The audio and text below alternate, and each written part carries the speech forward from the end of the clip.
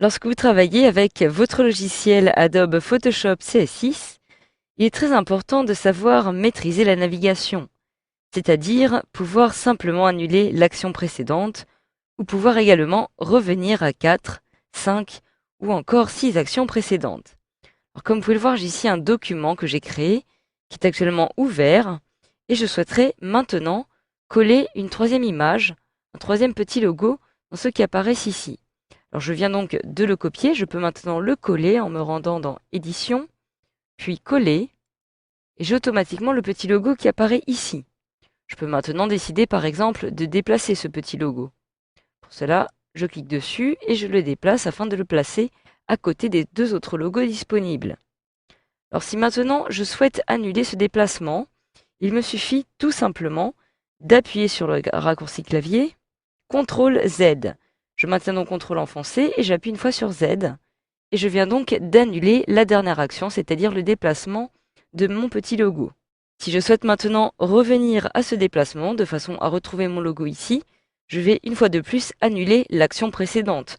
Donc j'appuie alors une fois de plus sur CTRL Z et je vais donc annuler la dernière action, c'est-à-dire l'annulation de mon déplacement. Alors je peux aussi, si je le souhaite maintenant, créer des formes afin de les placer derrière mes petits logos. Donc pour cela, je me retrouve ici dans Forme. Je sélectionne par exemple outil rectangle arrondi et je peux ainsi commencer par créer une forme ici, une deuxième forme ici et encore une troisième. Alors comme vous pouvez le voir, les deux formes qui apparaissent ici apparaissent derrière mon logo. Je vais donc maintenant les déplacer en déplaçant les calques de mes logos juste au-dessus pour les faire apparaître sur les rectangles. Et voilà, je retrouve donc maintenant mes petits logos sur les rectangles. Donc si je souhaite maintenant annuler justement le déplacement de ces petits logos par-dessus les rectangles arrondis que je viens de créer, il me suffit une fois de plus de cliquer sur CTRL Z, je réalise une fois, et je retourne donc à l'état précédent. Si j'appuie à nouveau sur CTRL Z, je vais, comme vous pouvez le voir, annuler cette annulation. Donc je souhaiterais maintenant revenir par exemple aux actions précédentes afin de pouvoir annuler par exemple la création de ces trois petits rectangles. Donc pour cela, je vais devoir me rendre dans Édition et je retrouve ici Aller vers l'arrière. D'ailleurs, je peux aller vers l'arrière tout simplement en utilisant le raccourci clavier Alt plus CTRL plus Z. Si je clique une fois sur Aller vers l'arrière, je retourne à l'action précédente. J'appuie une fois de plus sur CTRL Alt plus Z et je vais ainsi vers l'arrière une fois de plus. J'appuie une deuxième fois, encore, et comme vous pouvez le voir, au fur et à mesure, je retourne aux étapes précédentes et je suis en train de les annuler au fur et à mesure, petit à petit. Donc en fait, à chaque fois que vous allez utiliser ce raccourci clavier, CTRL plus ALT plus Z, vous allez pouvoir revenir aux actions précédentes afin de les supprimer une à une, chacune son tour. Donc cela est très pratique. Si je souhaite maintenant retrouver les rectangles que je viens de créer, il me suffit de faire l'effet inverse, c'est-à-dire d'aller vers l'avant.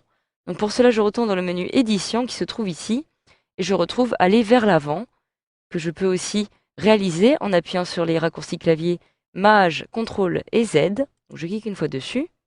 Et maintenant, si j'appuie sur Maj, CTRL et Z, je vais retrouver les différentes étapes que j'avais précédemment réalisées.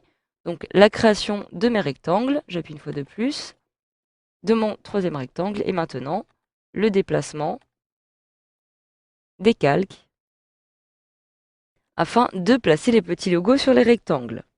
Donc voilà, il s'agit en fait de fonctionnalités très utiles que vous allez pouvoir utiliser, surtout par exemple dans les cas où vous avez réalisé un gros travail et que vous vous rendez compte, au bout d'un certain temps, que vous souhaitez revenir à une étape antérieure.